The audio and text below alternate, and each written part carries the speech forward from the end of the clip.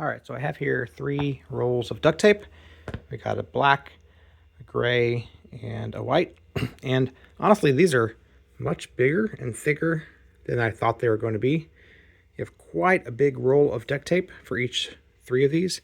They are the same size each, so you can put them together there and see that they're all the same thickness and,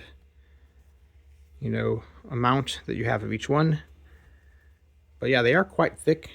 Kind of show you how wide they are and how thick they are. Each piece of tape is a little under 2 inches. Looks like 1 7/8 of an inch in width. And here's the thickness.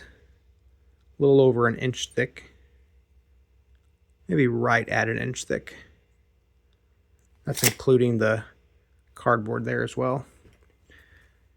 But let's see how well it comes off the tape.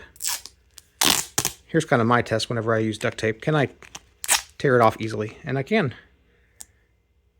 So that's a good thing for me. I want to be able to quickly use it and take it off easily.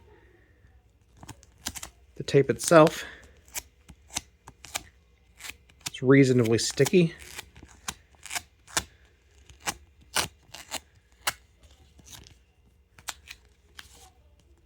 Can't really see through it, so if you're using it for art projects, should be good for its thickness. How well does it stick to itself? I would expect, of course, to be able to tear it off, but yeah, it does stick really, really well to itself too. So that's good. Actually, it sticks really, really well. It does not want to come off. So it's a good stickiness. If you're using it for home renovation projects, should do the job pretty well.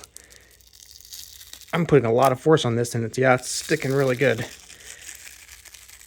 So I'd say for home improvement projects, should do the job.